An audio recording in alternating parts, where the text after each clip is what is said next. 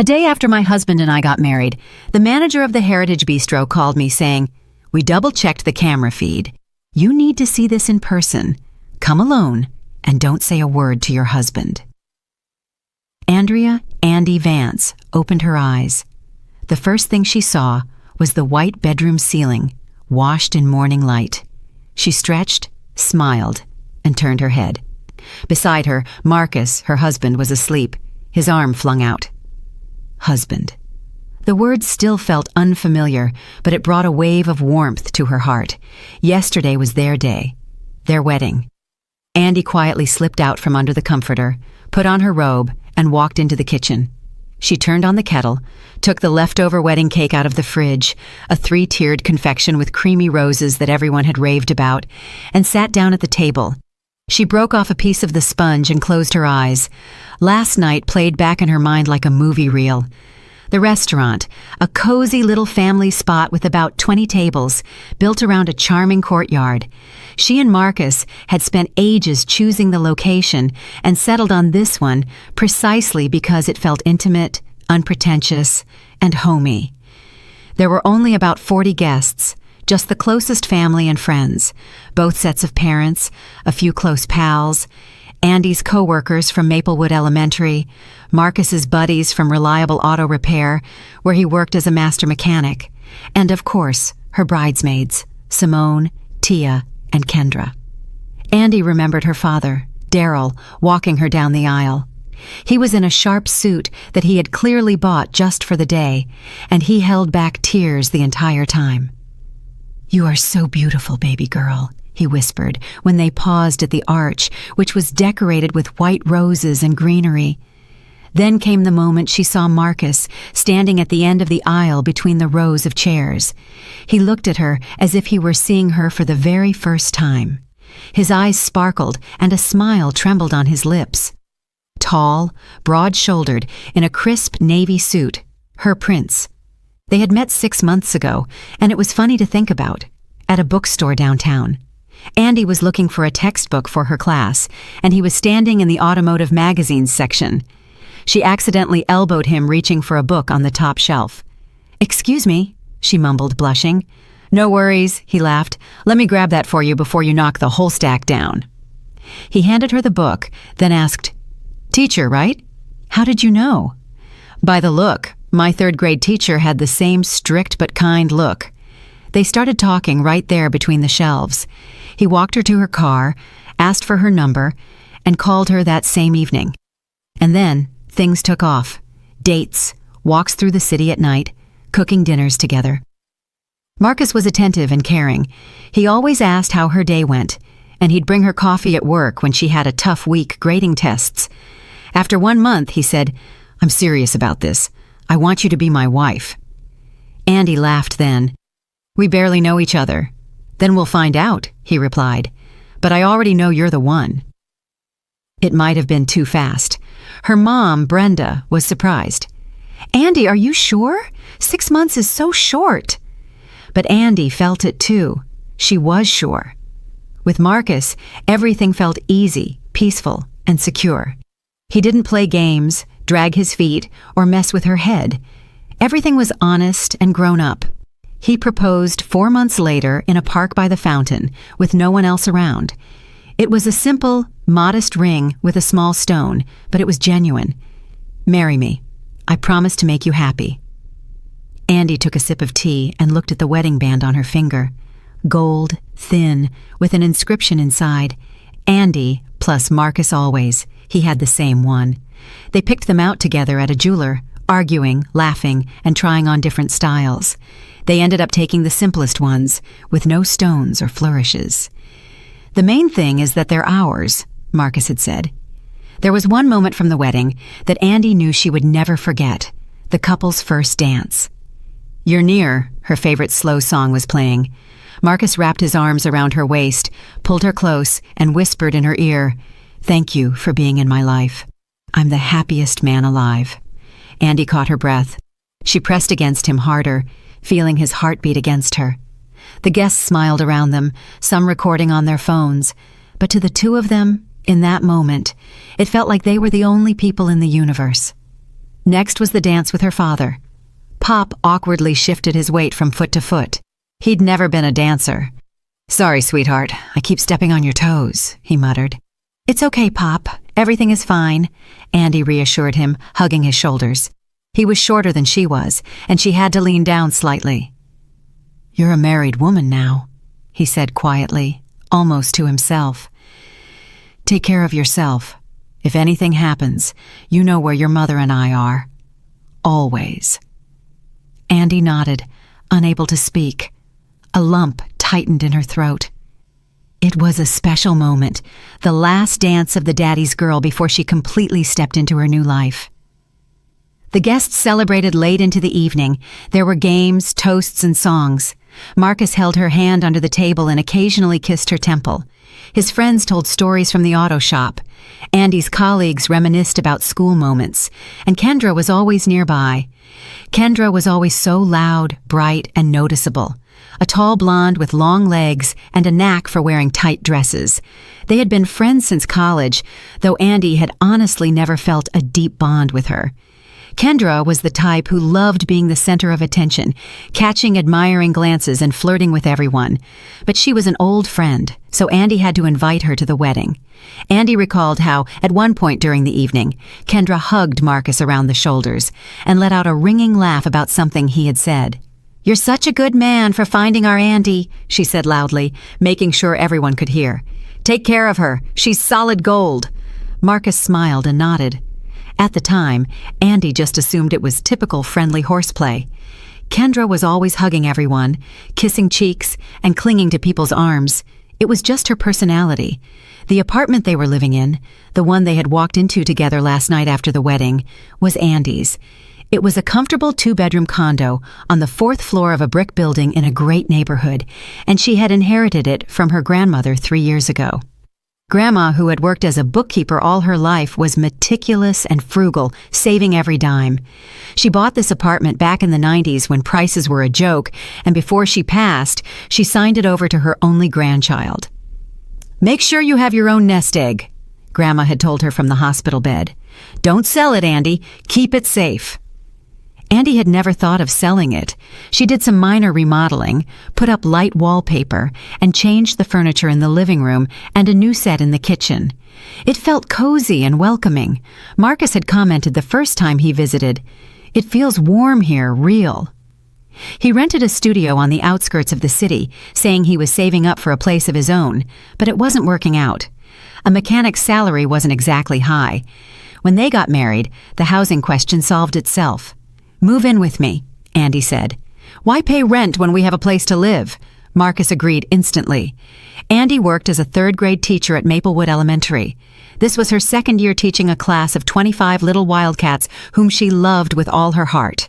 Her salary wasn't huge, but it was stable. Plus, with Grandma's condo, she didn't have to worry about rent or a mortgage. They could live comfortably without struggle. Andy had never yearned for luxury. Simple pleasures were enough for her: good books, Sunday strolls, and family dinners. The sound of footsteps behind her brought her back to reality. Marcus walked out of the bedroom, ruffled, wearing only his boxers and a tank top. He yawned, stretched, and scratched the back of his head. "Morning, wife," he said with a smirk, leaning in to kiss the top of her head. "Morning, husband," Andy replied, feeling a smile spread across her face. "Want some tea?" "Sure. Why are you up so early? We could have slept in." "Couldn't help it. Too many emotions." He sat across from her, grabbed a piece of cake right off the platter, and took a bite. "Last night was amazing, wasn't it?" he said, mouth full. "All the guests left happy. Mr. Sterling from the restaurant even said ours was one of the liveliest weddings he's hosted." "Yeah, it was great," Andy agreed. "Everyone made an effort and had fun. Even Pop was dancing." "Your father is a good man, a stand-up guy. I'm glad he accepted me." "He accepted you immediately, said you were reliable." Marcus smirked, finished his tea, and stood up. "All right, I'm going to hit the shower. Then I need to head out to the auto shop for a bit. The boss called and said a rush job came up. You don't mind?" "No, of course not. Go." He went into the bathroom, and Andy was left alone in the kitchen. Silence. Only the hum of the fridge and the distant city noise outside the window. She looked at her phone lying on the table. 5 minutes to 11. It was strange that no one had called yet. Usually, after events like this, friends and family started calling first thing in the morning to ask how things were and share impressions. Just then, the phone came to life. The screen lit up with an unknown number. Andy frowned and answered, "Hello? Hello? Is this Miss Vance?" A man's voice, slightly formal but polite, came through. "Yes, this is she. Who is this?" "This is Mr. Sterling, the manager of the Heritage Bistro. We hosted your wedding yesterday." "Oh, hello?" Andy brightened. "Thank you again. Everything was perfectly organized." "You're welcome, but that's not why I'm calling." The manager's voice grew more serious, even strained. "Ms. Vance, I have a very delicate issue." "Yes?" Andy tensed up. "What happened?" "You see, we were reviewing the surveillance footage this morning. We had a small issue with the system the day before, so the technician came in to check everything, and—" He stammered. "Well, we found something on the footage. It relates to your event." "Footage?" Andy repeated, confused. "What are you talking about?" "Ms. Vance, I can't discuss this over the phone. You need to see it in person. Believe me, I wouldn't bother you if it wasn't important." Andy's heart started pounding. Dozens of thoughts raced through her head. Did someone steal something, or did the guests get into a fight? No, the evening had been peaceful. Everyone left amicably. "Okay," she slowly said. "When can I come by?" "The sooner the better. I'll be here all day. And one more thing, Ms. Vance." He paused again. "Please come alone. Don't tell your husband anything. This is important." Andy nearly jumped out of her seat. "Why? What is on that video?" "Just come. You'll see for yourself. I'll wait for you in the office. Just trust me. You need to see this first." He said goodbye and hung up. Andy froze, the phone still in her hand, staring into space. Suddenly, a feeling of anxiety and dread washed over her. What a strange call. Why did she have to go alone? And most importantly, what was on that recording? The sound of running water came from the bathroom. Marcus had turned on the shower. Andy swallowed, her mouth suddenly dry. Maybe it was some kind of mistake? Maybe the manager had confused something? But his tone was serious, even distressed.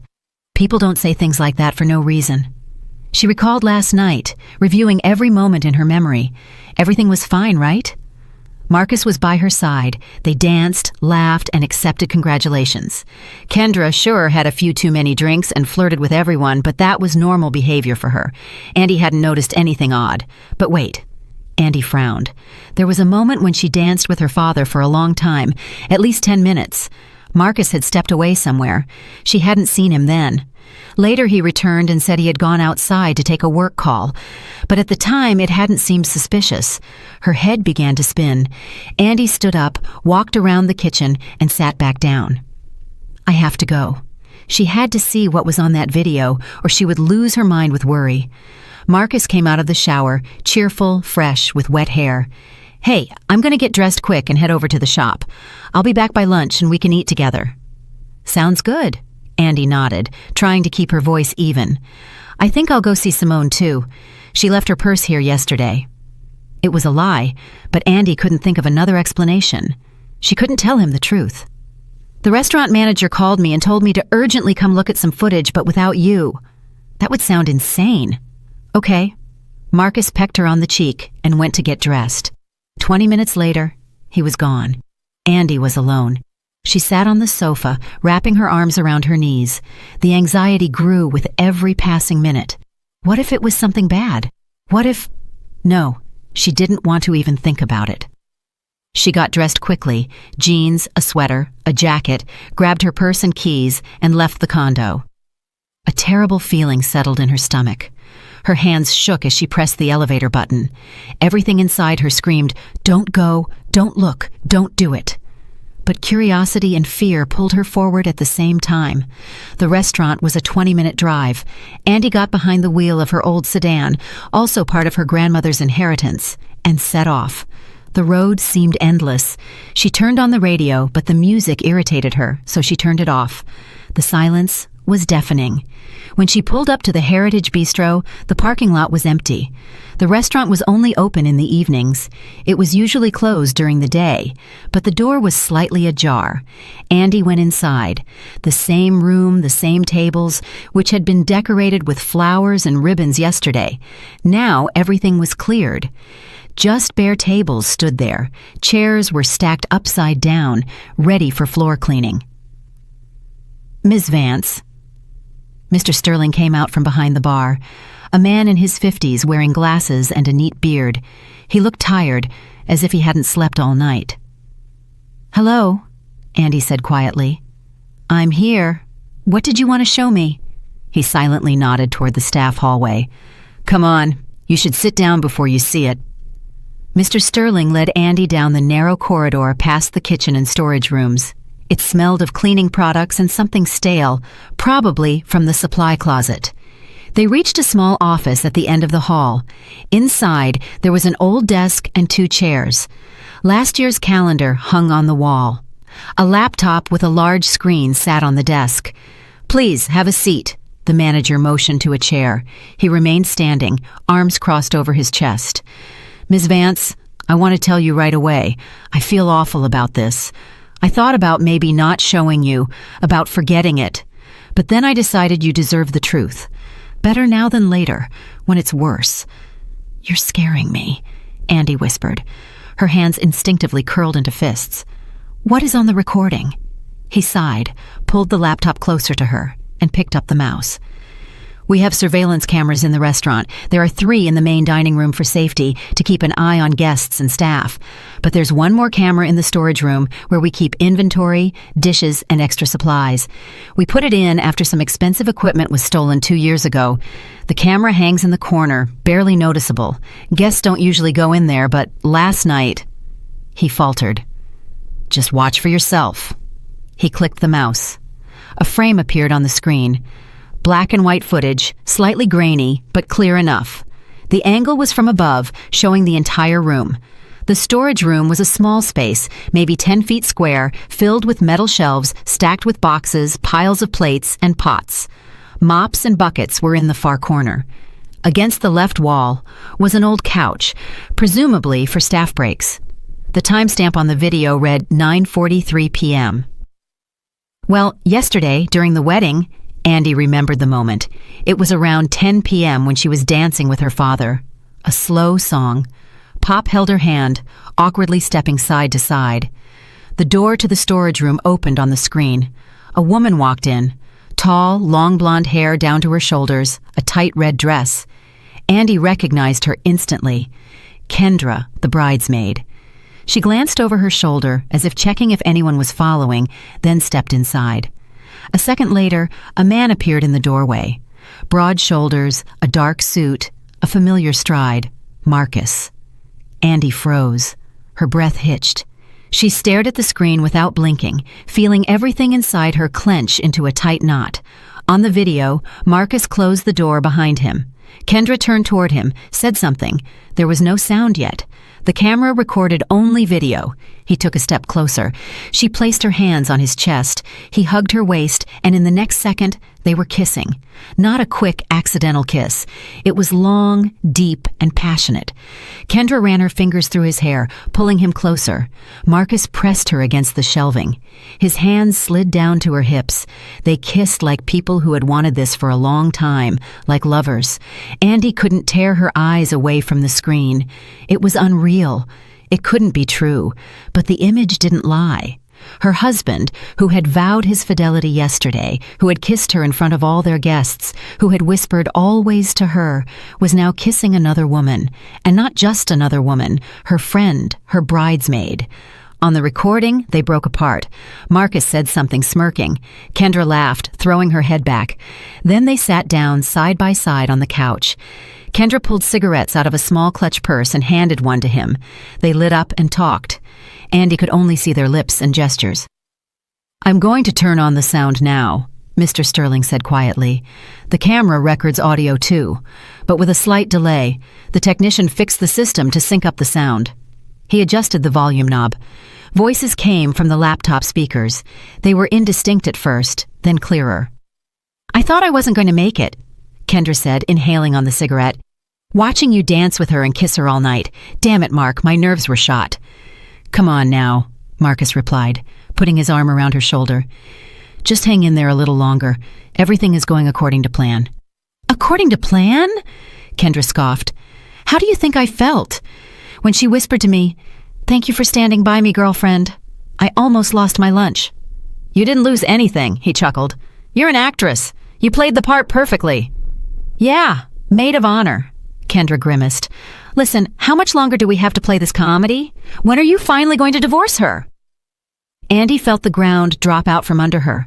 She sat, fingers digging into the edge of the desk, unable to move.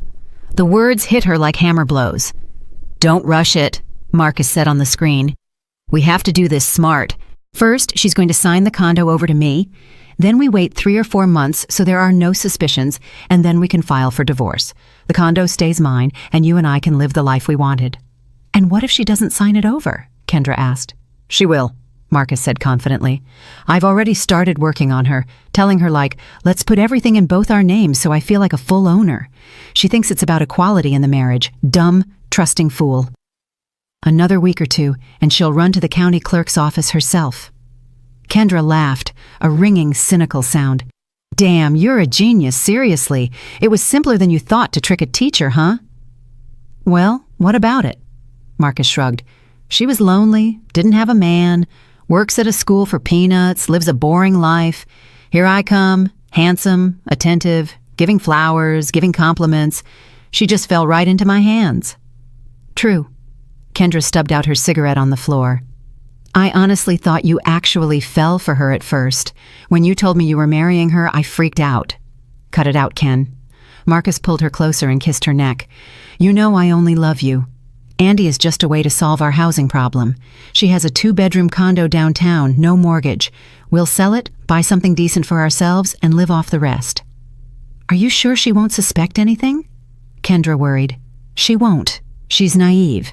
She believes every word. Yesterday, I told her I want to have kids with her. She nearly cried with happiness. He smirked. Kids? Seriously, having kids with her would be a nightmare. She's such a square. Exactly, Kendra agreed. I remember in college she was always so straight-laced.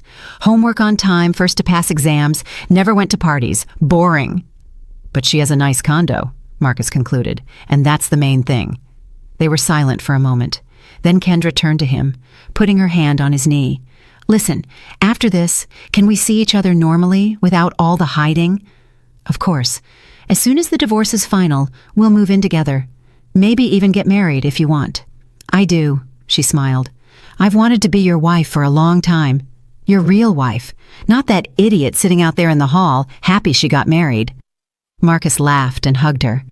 They kissed again, long and eagerly.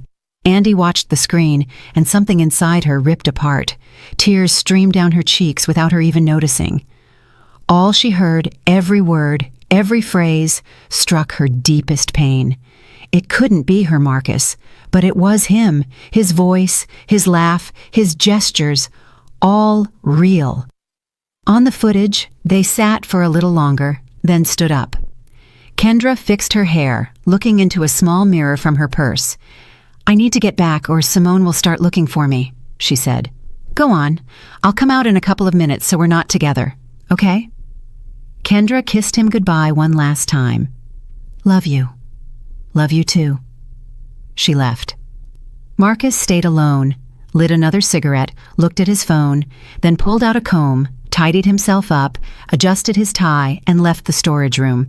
The door closed. The empty room remained on the screen. Mr. Sterling hit pause.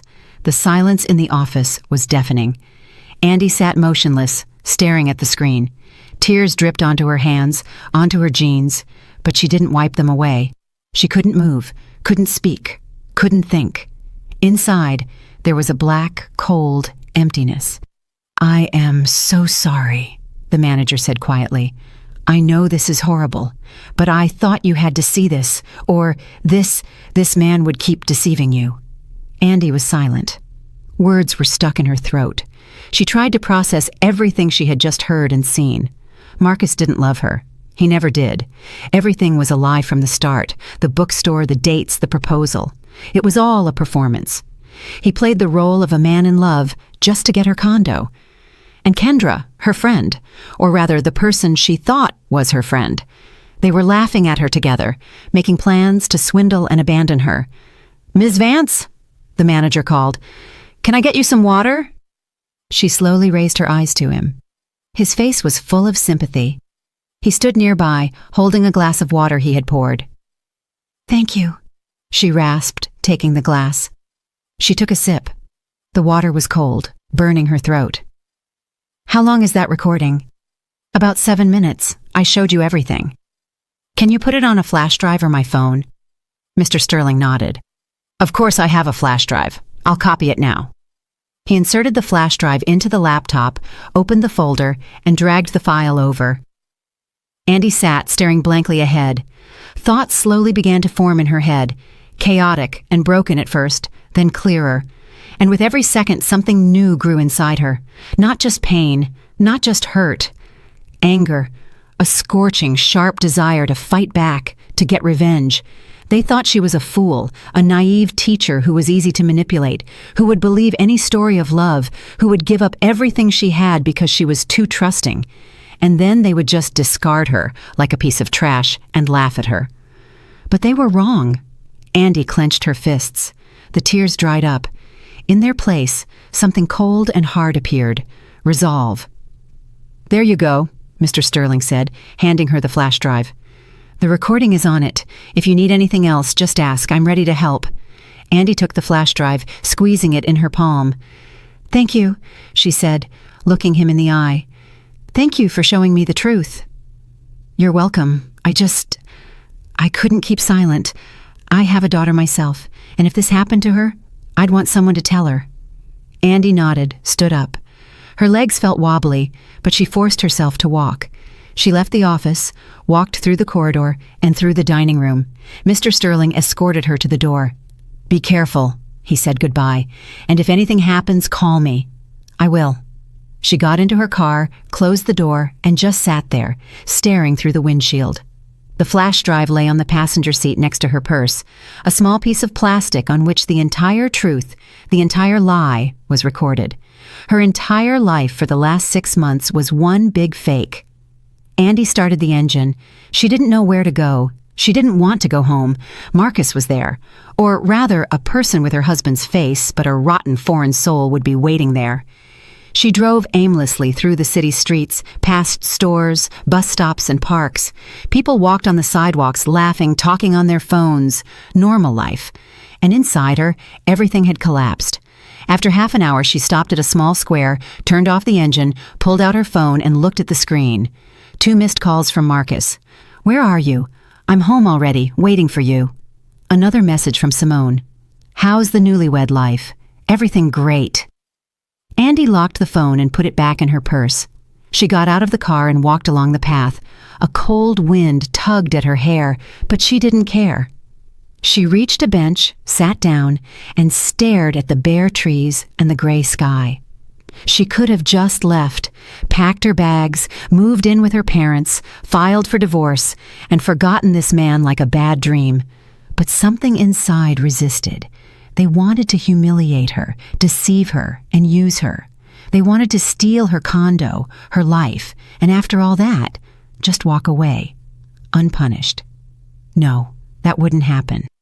Andy took out her phone again, opened her contacts, found her father's number, and pressed call. "Andy?" Pop's voice sounded anxious. "What's wrong? Why aren't you home?" "Pop." Her voice trembled, but she gathered herself. "I need your help. Can I come over right now?" "Of course, baby girl, come on over. Did something happen?" "I'll tell you when I get there." She hung up. Then she dialed another number. Simone's, her real friend, the one she'd known since high school. "Simone, it's me. Are you free right now? I need to talk to you. It's urgent." "Andy, what is it? Your voice sounds funny. Is everything okay?" "No, it's not okay. I'm going to my parents' place now. Can you meet me there?" "Sure, I'm heading out now." "Andy, what happened?" "You'll find out soon. Just be prepared. It's bad news." Andy put the phone in her pocket, stood up from the bench, and walked back to the car. The flash drive was still lying on the seat. She picked it up, clenching it in her hand. It was her leverage, her weapon, and she was going to use it. Her parents lived on the other side of the city, in an old 4-story walk-up where Andy had spent her whole childhood. A second-floor apartment with a balcony overlooking the courtyard. When she pulled up, her mother, Brenda, was already standing by the entrance, hugging herself. It was cool outside, and she had rushed out in her housecoat. "Andy, what happened?" Mom rushed to her as soon as Andy got out of the car. "Your father said you sounded upset. Did you and Marcus fight?" Andy hugged her mother, burying her face in her shoulder. And then, for the first time all day, she allowed herself to relax. The tears poured out again, but now they weren't tears of shock. They were tears of pain and hurt. She cried, and her mother stroked her back, whispering, "Shh, baby girl, shh, everything will be all right." "Mom, it's so bad," Andy managed through sobs. "I don't know how to deal with this." "Come inside, you'll tell us. Come on, sweetie." They went up to the apartment. Pop was sitting at the kitchen table. When he saw Andy, tear-stained and pale, he immediately stood up, frowning. "What did he do?" Pop asked grimly. "Did that Marcus of yours hurt you?" "Worse, Pop." Andy sat down on a chair, wiping her eyes with her sleeve. "Much worse." The doorbell rang. Simone. Mom went to open it, and a minute later her friend walked into the kitchen, small, round-faced, with a short haircut. She worked as an accountant at a small firm, was married with 2 kids, and was the most reliable person Andy knew. "Andy, you're scaring me," Simone said, taking off her jacket. "What's wrong?" Andy took the flash drive out of her purse and placed it on the table. "This is a recording from the surveillance camera at the restaurant. All of you need to see this." Pop brought his laptop and turned it on. Andy inserted the flash drive and opened the file. The 4 of them sat around the table watching the screen. First came the video without sound. Marcus and Kendra entering the storage room and kissing. Mom gasped, covering her mouth with her hand. Simone swore under her breath. Pop turned pale, clenching his fists. Then the sound came on, the conversation about the condo, the plan, the divorce, and how easy it was to trick the naive teacher. When the recording ended, the kitchen was silent. Mom was crying, burying her face in a tissue. Simone hugged Andy's shoulders, holding her tight. Pop sat with his jaw clenched, staring at the wall. His face was stone. "I'll kill him," Pop said quietly. "I'm going to find that son of a gun and kill him." "Pop, no." Andy put her hand on his shoulder. "Don't ruin your life over him. He's not worth it." "How dare he?" Pop hissed. "How dare he do that to you? I trusted him. I shook his hand at the wedding, called him my son-in-law." "I know, Pop." Simone stood up, paced the kitchen, and then spun around abruptly. "Andy, is he home yet, that Marcus?" "Yeah, he texted me that he got back from the shop." "And what are you going to do? Go back and tell him off?" Andy shook her head. "No. If I go back now and tell him, he'll deny it. Or he'll admit it but beg, cry, and promise to change. I know men like that. They always have the right words. And She stopped, looking at the flash drive. "I want him to understand what it feels like to be humiliated. I want him to feel the same thing I felt today." Simone sat down next to her, taking her hand. "You want revenge?" "Yes." Andy looked her in the eye. "I do.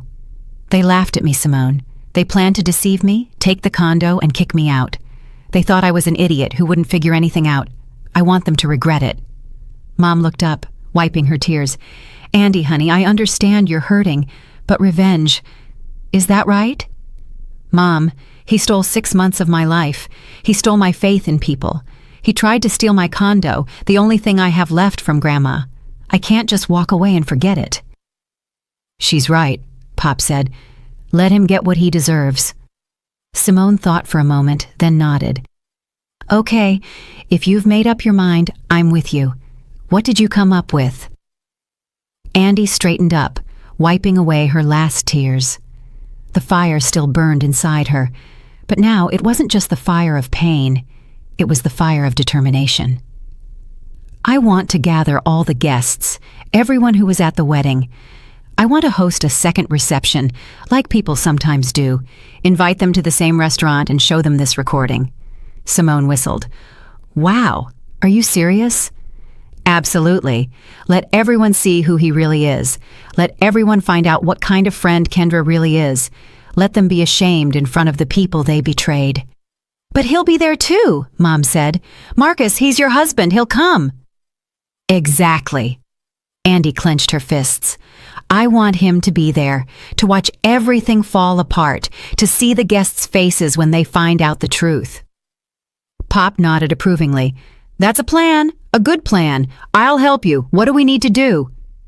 Andy thought, then began speaking, building the plan in her mind. "First, we need to talk to the restaurant, to Mr. Sterling, the manager. He already knows the whole situation. He'll help me. We need to rent the room for the night after tomorrow, Saturday. Say it's the wedding continuation." "What about the money?" Mom asked. "Renting the hall costs a lot. I have savings, and it won't be a full banquet. Just cover the tables, a light buffet.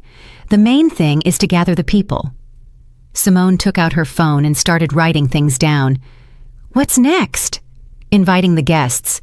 Yes, we need to call everyone who was at the wedding. Tell them Marcus and I want to continue the celebration. Invite them again. Most of them will come. This doesn't happen often. Kendra will definitely come. She loves parties. Marcus won't say no either." "What if he suspects something?" Mom asked cautiously. "He won't? He's sure I don't know anything. To him, I'm still the same naive Andy who believes his every word." Simone chuckled. "Well, he's wrong to think that. He underestimated you." "Exactly." Andy felt her confidence strengthening inside her. "Now, the technical part. The restaurant needs to have a projector and a large screen. Mr. Sterling can help with that. I'll say I want to show the guests a video montage from the wedding. The photographer put together a highlight reel. No one will be surprised." "And when will you play the real recording?" Pop asked. "Right in the middle of the party." "Yes, when everyone is gathered, has eaten, and relaxed. I'll stand up, say a few words, and then play the video on the big screen for everyone to see, with the sound on." "Lord," Mom whispered, "it will be a shock for everyone." "Let it be," Andy said firmly. "Let everyone know the truth." Simone looked at her with respect. "You know, I always thought you were too soft, but now I see. When you need to be, you can be strong." Andy smiled wryly. "I'm just tired of being the person everyone thinks is the quiet one, the proper teacher who wouldn't hurt a fly." "I was hurt, and I'm not going to be silent." They sat in the kitchen for another hour, discussing the details. Pop wrote everything down in a notepad. Simone made a guest list from memory. Mom brewed tea and served cookies, though no one really ate.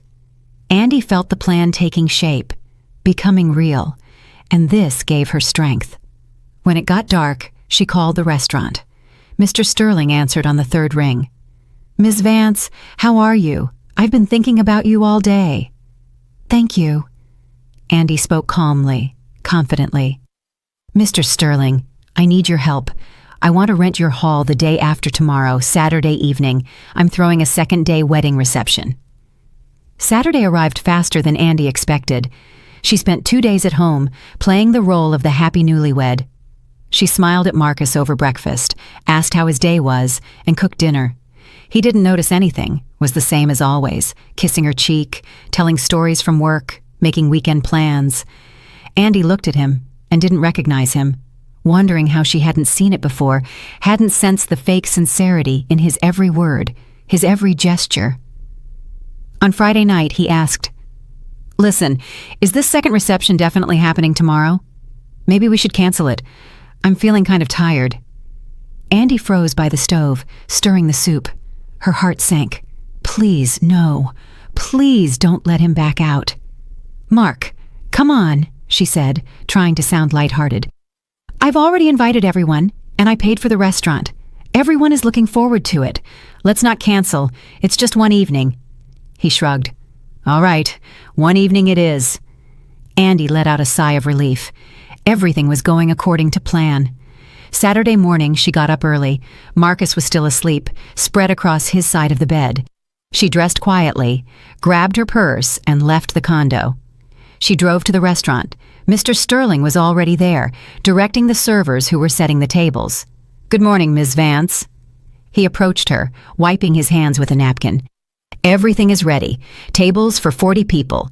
The buffet menu as agreed. The projector is set up, and the screen too." Andy looked toward the center of the hall. A large white screen stood on a tripod. Next to it, on a small table, was the projector. Wires trailed to an outlet in the corner. "Thank you." She handed him the flash drive. "Here is the recording. Can you check that everything works?" Mr. Sterling took the flash drive, inserted it into the projector, and turned it on. The image of the storage room appeared on the screen, black and white footage. The time, 9:43 p.m., the exact moment Marcus and Kendra were kissing. Andy turned away. Watching it again hurt, though not as much as the first time. The pain had dulled, giving way to cold determination. "It works," the manager said, turning off the projector. "When you nod at me, I'll hit play." He also checked the sound. "Loud and clear. Everyone will hear." "Perfect. I'll go to the screen around 8 o'clock tonight. Start it then." He nodded, handing the flash drive back to her. "Hang in there, Ms. Vance. You're doing the right thing." Andy returned home by lunchtime. Marcus was on the sofa, watching football. "Where were you?" he asked, without taking his eyes off the screen. "I ran to the grocery store, got food for the week." Lying came easier and easier. It was strange how quickly she learned to lie. Before, Andy had always told the truth, incapable of hiding or pretending. But when you are betrayed, when you find out your whole life is a lie, learning to lie is simple. By 6 o'clock, they started getting ready. Andy put on the same dress she wore to the wedding, a simple, white, knee-length dress. Marcus was surprised. "Why the same one? You could have worn something else." "I want everything to be like that night," she replied, fastening her earrings. "It's pretty, right?" He shrugged, pulling on his suit, the same navy blue one. As he tied his necktie in front of the mirror, Andy looked at him and thought, "One last time. This is the last time you will stand in my condo, in my life." They arrived at the restaurant at 10 minutes to 7. Guests were already starting to trickle in. Marcus's parents were standing by the entrance. Ms. Yvonne Hayes hugged Andy. "Andy, dear, you look beautiful. It's so nice that you planned a second reception. We're so happy." Andy smiled, nodded, and greeted everyone. Aunt Vera, colleagues from school, Marcus's friends. Everyone was cheerful and lively. The tables were loaded with food, cold appetizers, salads, and hot dishes. Servers poured wine and champagne. Simone was one of the first to arrive. She immediately walked over to Andy. "How are you doing?" she asked quietly. "I'm okay, holding up. Good girl, I'm with you." They hugged. Andy felt her hands trembling. Simone squeezed her palm tightly. "You got this.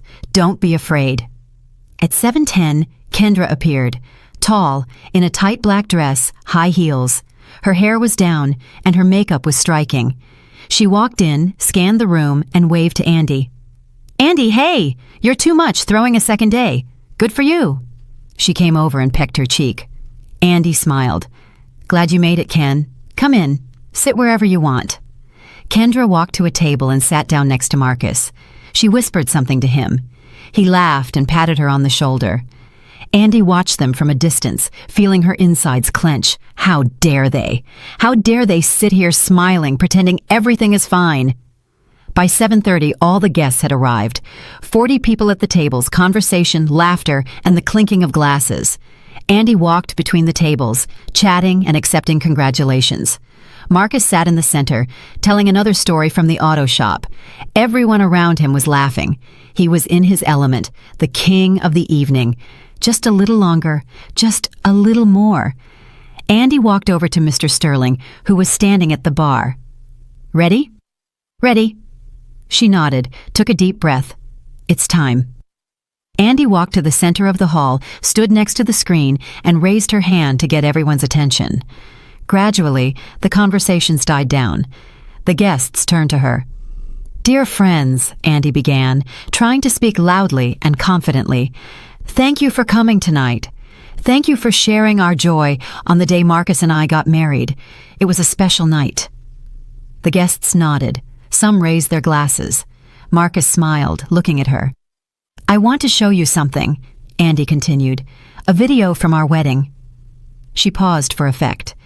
Mr. Sterling, the restaurant manager, was reviewing the surveillance footage and found a moment that I think everyone needs to see.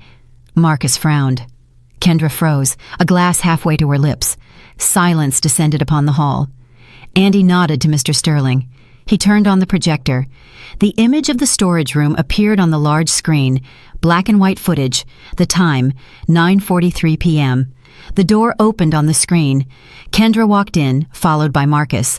They closed the door, looked at each other, and kissed. A collective gasp went through the hall. Someone covered their mouth with a hand. Miss Yvonne Hayes, Marcus's mother, went pale. Andy's father clenched his fists, staring at the screen. Marcus jumped up from his chair. "Andy, what is this? Turn that off right now." But Andy stood motionless, looking at the screen. On the screen, Marcus and Kendra sat on the couch, smoking and talking. And then the sound came on. "I thought I wasn't going to make it, watching you dance with her and kiss her all night. Damn it, Mark, my nerves were shot." Kendra's voice rang through the entire hall. The guests froze, unable to believe their ears. "Come on now, just hang in there a little longer. Everything is going according to plan." Marcus's voice, clear and recognizable.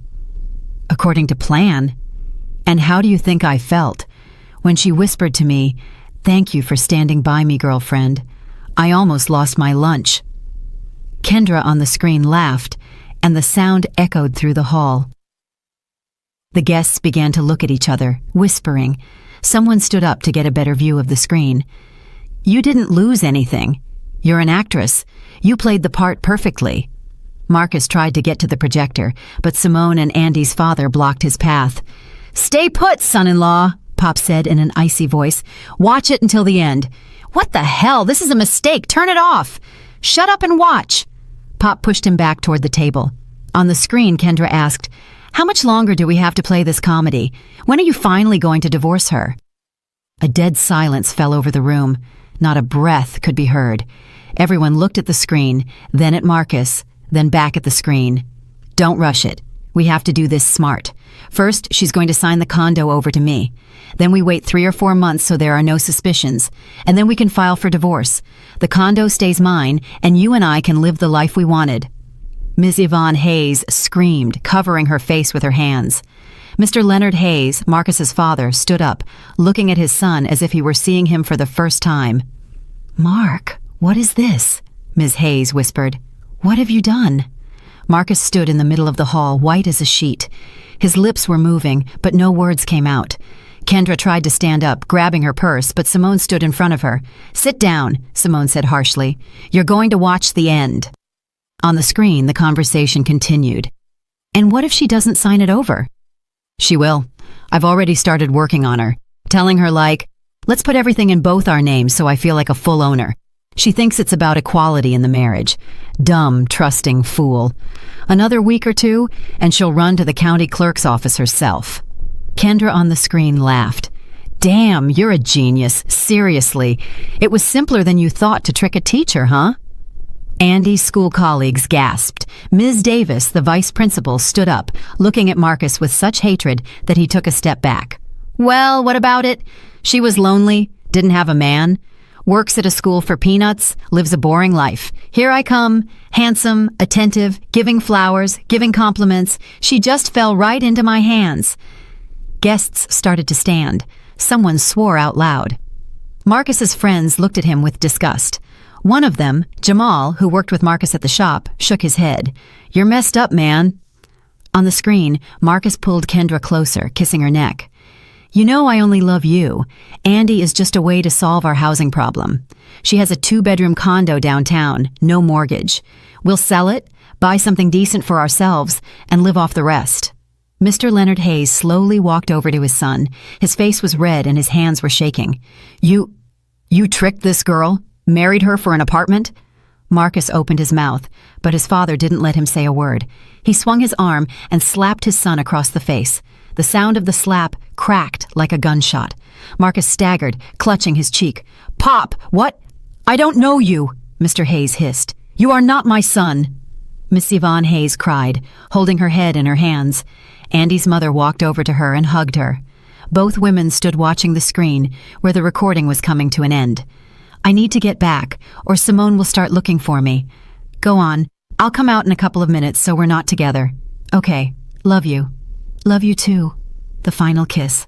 Kendra left. Marcus remained alone. The recording finished. The screen went blank. Andy stood next to the screen, looking at the hall. Everyone was looking at her. Some with sympathy, some with shock, some with admiration. She slowly raised her left hand, removed her wedding ring, and walked over to the table where Marcus was sitting. He stared at her, mouth open, unable to utter a single word. Andy placed the ring on the table in front of him, quietly, calmly. "Here's your ring, Mark. You are no longer my husband. I'm filing for divorce on Monday.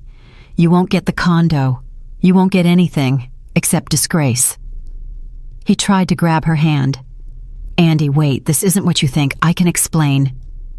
She pulled her hand away as if from fire. "Don't you dare touch me. Don't you dare come near me. Get out of my condo today. If you haven't taken your things within an hour, I'll throw them in the trash. Andy, please." "Shut up!" She raised her voice. "You stole 6 months of my life. You played with me like a toy. You and her." Andy turned to Kendra. "You two laughed at me behind my back. You thought I was an idiot, that I wouldn't find out anything. But I found out, and now everyone knows who you really are."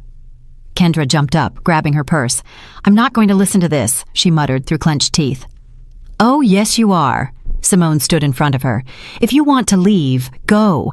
But everyone here now knows what kind of person you are. A friend who sleeps with someone else's husband, who plans to steal an apartment from her girlfriend. Go, Kendra, run. But remember, everyone will know about this. I'll make sure of it." Kendra turned pale, looking around at the guests. Everyone was looking at her with contempt. She spun around and ran out of the hall, her heels clicking. The door slammed behind her. Marcus was still standing by the table, bewildered and defeated. His mother walked up to him, tears in her eyes. "How could you, Mark? How could you do this to this girl?" He was silent. His father grabbed his shoulder, spinning him around. "Go pack your things. Get out of Andy's condo and never show your face to her again. Do you hear me?" "But, Pop, do you hear me?" Marcus nodded, hanging his head. Mr. Hayes pushed him away. "Get out now!" Marcus walked toward the exit. The guests parted as if he were contaminated. No one said a word to him. He left the hall and the door closed behind him. Andy stood in the middle of the room, feeling the tension of the last few days draining away, leaving behind only emptiness and exhaustion. Her father walked over and put his arm around her shoulders. "It's over, baby girl. It's done." She leaned into him, finally allowing herself to relax. Tears rolled down her cheeks, but now they were tears of relief. "I did it, Pop." "You did good. I'm proud of you." Guests began to approach her one by one. Colleagues from school hugged her and offered words of support. Ms. Davis, the vice principal, took her hand. "Andy, you are a true hero. Not every woman would dare to do that. You showed everyone you are not to be messed with." Marcus's friends also came up, apologizing, saying they hadn't known he was like that. "We thought he was a decent guy," Jamal said. "If we had known he was planning something like that, we would have knocked his teeth out ourselves." Aunt Vera cried and hugged Andy. "My poor girl, how did you get through all this? But you did the right thing by not keeping silent. Let everyone know the truth." Ms. Yvonne Hayes approached last. Her face was tear-stained, her eyes red. "Andy, forgive me. Forgive me for my son. I didn't know he was capable of this. I'm so ashamed." Andy hugged her. "Ms. Hayes, it's not your fault. You're good people. It's just that your son, he chose the wrong path. I don't claim him anymore. He's dead to me." Andy nodded silently. Ms. Hayes hugged her once more and left with her husband. Gradually, the guests began to leave. Some lingered, talking and supporting Andy. Others left quietly, processing what they had seen. By 10 o'clock, only Andy, her parents, Simone, and Mr. Sterling remained in the hall. "Thank you," Andy said to the manager. "I couldn't have done this without you. "You're very welcome. I'm glad it ended this way." Justice was served. They left the restaurant. It was cold outside and the wind was blowing. Andy stopped by her car and looked up at the sky. Stars twinkled in the darkness, distant and indifferent. "Mom, Pop, let's go back to my place. We need to check if he took his things." "Of course, baby girl. Let's go." They arrived at the condo 20 minutes later. Andy went up to the 4th floor and opened the door. The foyer was quiet and dark. She turned on the light. Marcus's shoes were gone.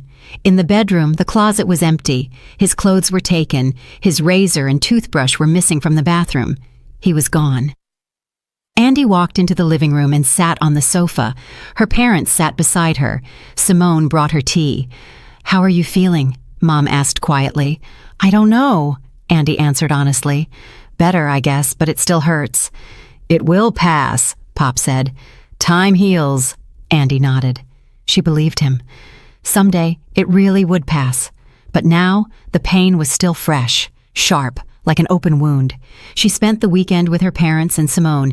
They talked, remembered, laughed, and cried. On Monday, Andy went to work. The kids in her class greeted her with happy shouts, hugging her and showing her their drawings. She smiled at them, answered their questions, and taught her lessons. Life went on. On Wednesday, she filed for divorce. Her lawyer said the process would take a month, no more. Marcus did not contest it and signed all the paperwork without a fight. The condo remained Andy's. It had been titled in her name before the marriage, and Marcus had no legal right to it. A month passed, then 2, then 3. Autumn passed, then winter. Andy worked, saw friends, and visited her parents. In the evenings, she stayed home, reading books and watching movies. Slowly the pain, it didn't disappear completely. A scar remained. But life became easier. One day in March, she was sitting in the kitchen with her friends Simone and Tia from school. They were drinking tea, eating pie, and talking about everything under the sun. "You know, Andy," Simone said, "I have so much respect for what you did back then. Not every woman would dare to do that." "Come on," Andy smiled. "I just didn't want to be silent."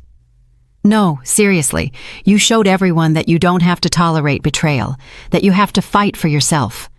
Tia nodded. "I agree. And you know, after that whole thing, I realized something myself. You can't trust blindly. You always have to keep your eyes open." Andy sipped her tea, looking out the window.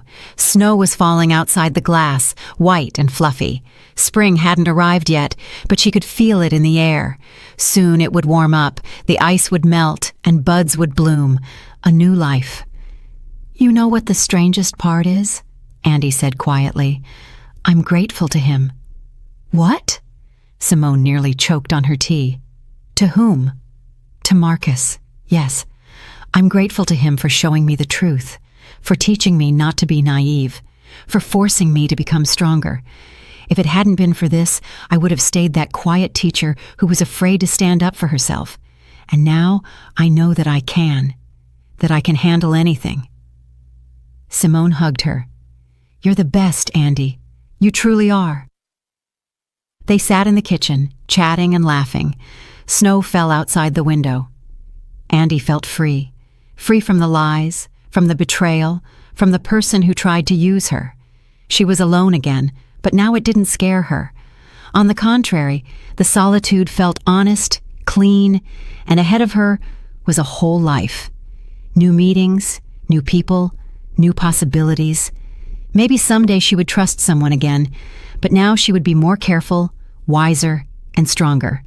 And that was the most important lesson she took away from the whole story. If you enjoyed my story, show it with a like and subscribe to the channel. Let's see how many of us there are. Tell me in the comments which city you're watching from and what time it is. You'll see 2 new life stories on the screen. One of them will really speak to you. You can also support me with a small super thanks. Thanks, and see you soon.